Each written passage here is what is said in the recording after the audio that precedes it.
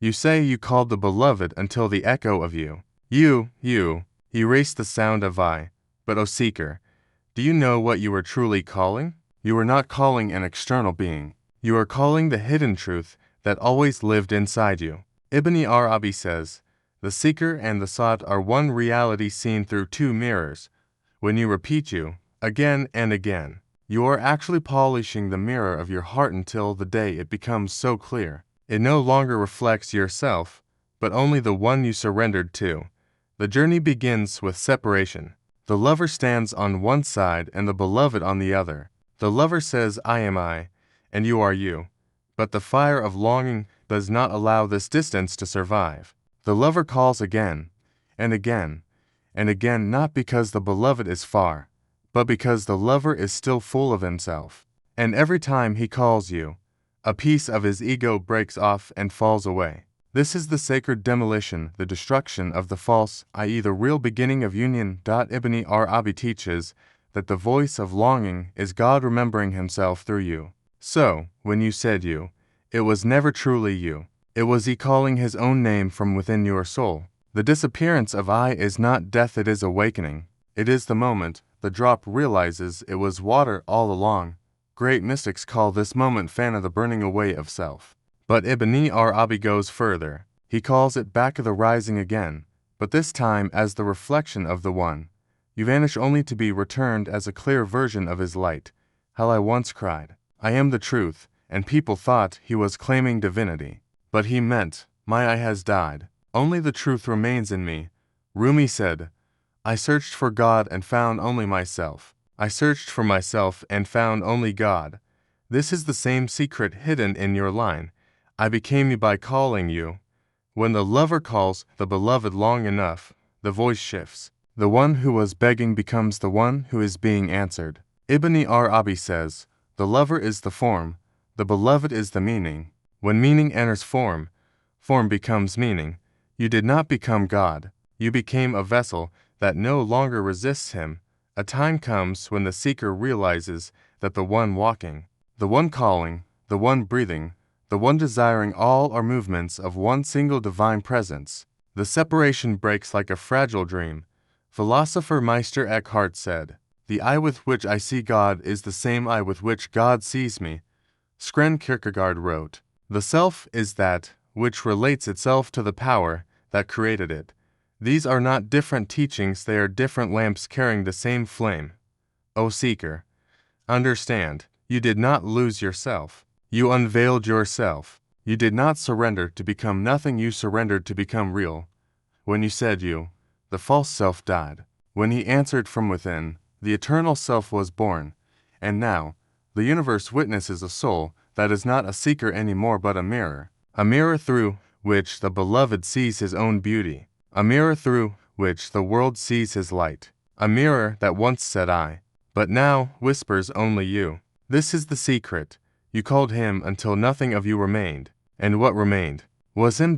When a seeker begins the journey of calling you, something subtle yet powerful awakens within him, because the repetition of the beloved's name is not merely a sound leaving the tongue. It is a force carving its way through the deepest layers of the self, peeling away the illusions that the seeker has carried for a lifetime. And each time the word you escapes his lips, it strikes against the walls of the ego like a persistent wave breaking against an old stone. And slowly the stone begins to erode, not with violence, but with a softness that is more transformative than any storm. Because the ego does not collapse in one moment, it melts in the warmth of remembrance. And as the seeker continues calling the beloved, he finds that the I within him begins to feel lighter, thinner, less rigid, as though it were a shadow dissolving under a rising sun.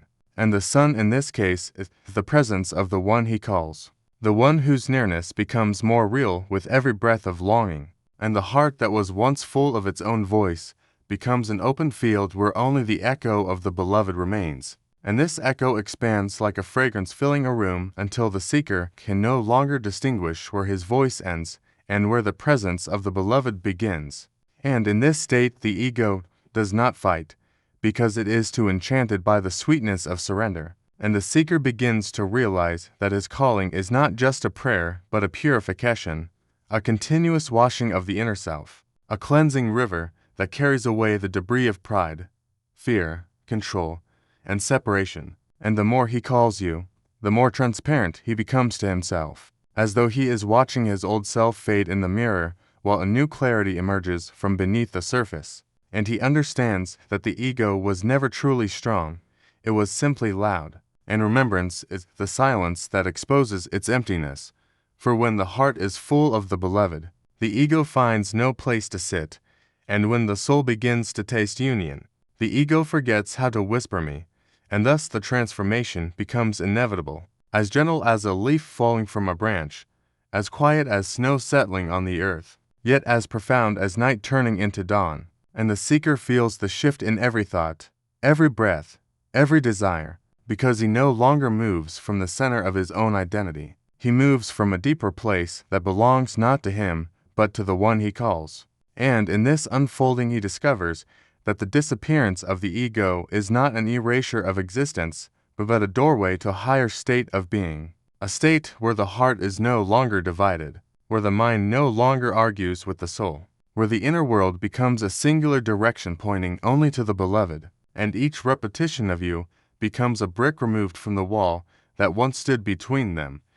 And as the wall falls away, the seeker feels the sweetness of nearness, the softness of humility, the gentle truth that he was never meant to carry the weight of I, because the self he defended for so long was nothing more than a temporary veil. And when the veil thins, the light behind it begins to seep through, illuminating the seeker with a clarity that cannot be described by words but only experienced through presence. And in this illumination, the ego continues to fade, not because the seeker is forcing it, but because it no longer has roots to hold on to. The soil has changed, the heart belongs elsewhere now. It is occupied by a nearness that the ego cannot survive in. For ego breathes separation, and remembrance breathes unity. And so the more the seeker breathes the beloved's name, the more the ego loses its air, until finally it becomes so faint, so transparent, that the seeker can barely feel its contours. And in this final stage, he realizes that the disappearance of the ego was never a loss. It was a return, a homecoming to the essence that existed before identity, before thought, before self. And in that return, he finds a peace he did not know he was searching for, a peace that flows not from possessing anything but from letting go of everything, including the illusion of I. And so the seeker continues calling you, not because he is trying to disappear, but because he has tasted the truth that what remains after the ego dissolves is more real, more luminous, more alive than anything he once called himself. When the seeker stands at the threshold of longing and whispers you, he believes he is calling someone distant, someone beyond the horizon of his understanding, someone who exists outside the borders of his own soul. Yet the mystery that Ibn-e-Arabi unveils is that this distance is an illusion woven by the mind, because the one the seeker is calling has always been closer than his own breath, nearer than the pulse within his veins. And the entire drama of separation is nothing but a veil placed upon the heart so the journey may unfold. For if the seeker knew from the beginning that the beloved lived within him, the sweetness of discovery would never bloom, and the longing that purifies the soul would never ignite. So the seeker calls you again and again, believing he is reaching outward, but in truth he is diving inward, descending layer by layer into the hidden chambers of his own being where the beloved has been waiting in silence. And each call is not a cry into the sky but a knock upon the inner door that the seeker has forgotten he carries. And with every knock a new recognition awakens, a new clarity unfolds, a new light breaks through the cracks of separation, revealing that the duality between I and you was never real. It was a temporary stage crafted so the soul could taste the transformation from distance to nearness, from yearning to union, from illusion to truth. And as the seeker continues to call, something shifts within him. He begins to feel a strange familiarity in the presence he once thought was foreign, as if the one he cries for knows him more intimately than he knows himself, as if the one he seeks responds not from the heavens, but from the very core of his own heart. And this realization grows gradually like dawn spreading across the sky, soft at first, impossible to deny later, and the seeker starts to sense that the beloved is not reaching toward him, but rising from within him, like a flame rediscovering its own fire. And in this revelation, he begins to understand Ibn-e-Arabi's secret that the lover and the beloved are two reflections of one reality, divided only so the dance of longing may take place. And the more the seeker calls, the thinner the veil becomes, the softer the walls of separation feel, until one day the seeker, you said, realizes that what he mistook for distance was actually forgetfulness, what he interpreted as absence was simply his own blindness, and what he believed to be you outside was the hidden truth of himself inside. For the journey toward the beloved is not a journey across space, but a journey across consciousness, a return to the center where all dualities dissolve.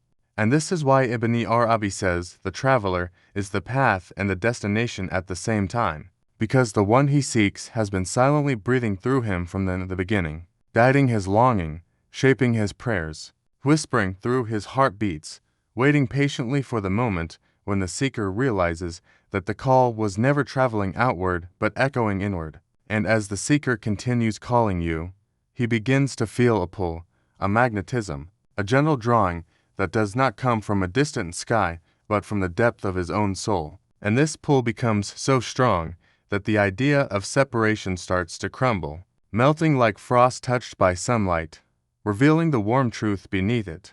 And the seeker sees that the beloved was not hidden from him. He was hidden from the beloved within himself. And the calling was not an attempt to reach God, but a process of uncovering God within.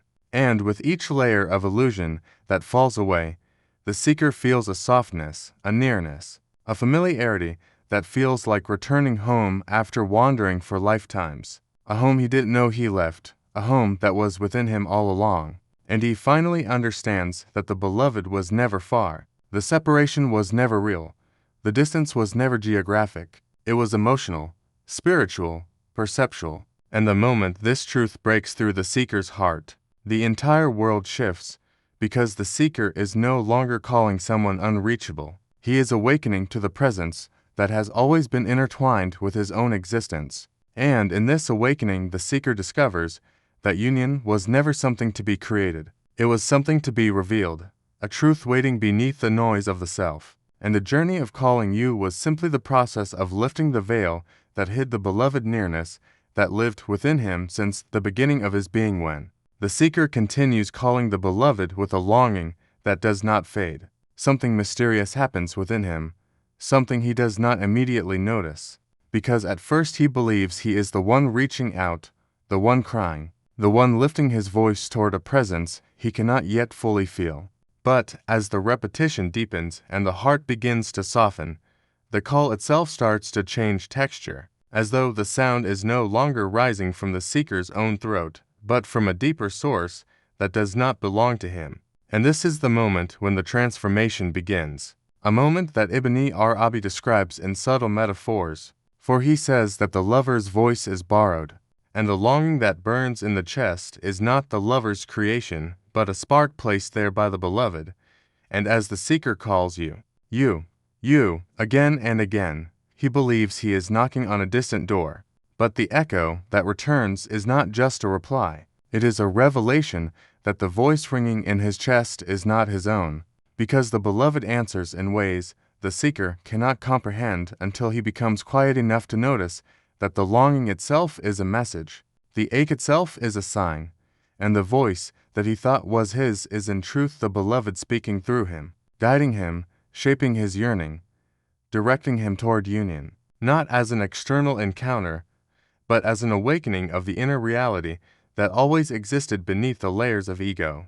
And as he continues calling, a time comes when he feels as though the calling rises without his effort, as though something within him calls without his decision, a spontaneous remembrance that flows even when he tries to remain silent. And he wonders where this call is coming from, if not from his own mind. And gradually, he realizes that he has become an instrument through which the beloved remembers himself. For in the metaphysics of Ibn-e-Arabi, the lover is the mirror through which the one sees his own beauty, and the call is not a request but a reflection that becomes clearer as the ego dissolves, and when the seeker reaches this state, the distinction between calling and being called begins to blur, and he starts to feel that he is no longer the seeker standing on one side and the beloved on the other, but rather he is standing in the middle of a sacred exchange where he is both the caller and the one being called, the echo and the source, the voice and the silence behind it.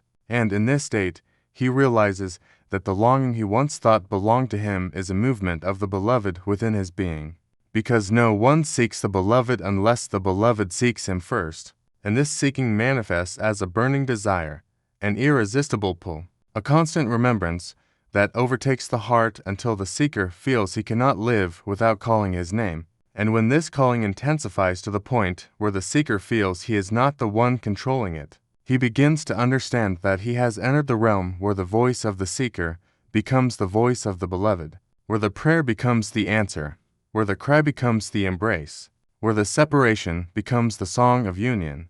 And the seeker feels this shift not as a sudden moment, but as a gradual unfolding, a gentle transition in which his voice begins to feel lighter, more spacious, more infused with a presence that does not belong to him, and he senses a sweetness in the call that feels like a reply, a warmth that was not there before, a stillness that surrounds the sound of you as if the beloved is breathing through the silence.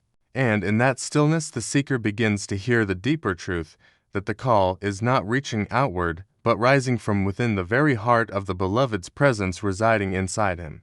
And when this realization deepens, the seeker no longer calls with desperation, he calls with recognition. He calls with awareness that he is not alone in his longing, that his voice is intertwined with the breath of the one he yearns for, and he experiences a profound shift in his identity, because he feels that his voice has become a channel, a path, an opening through which the beloved expresses himself. And the seeker finally understands that the ultimate secret of longing is that the beloved places his own yearning inside the lover, and when the lover calls, the beloved is both the caller and the called, both the echo and the origin, both the longing and the fulfillment.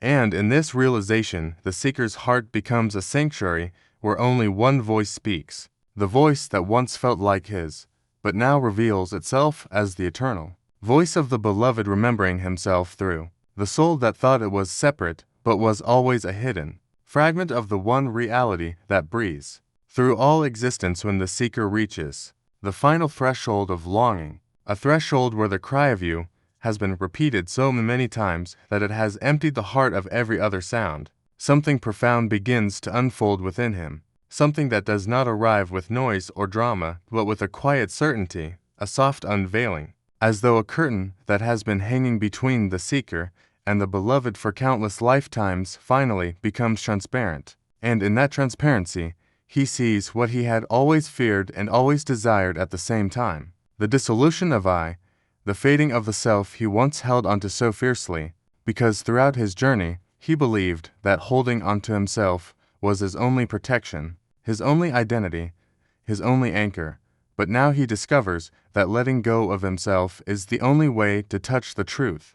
And as this letting go deepens, the seeker feels as if the boundaries that once defined him are melting, dissolving, softening into an openness where the beloved can finally enter, not as an external force descending from above, but as a presence rising from within.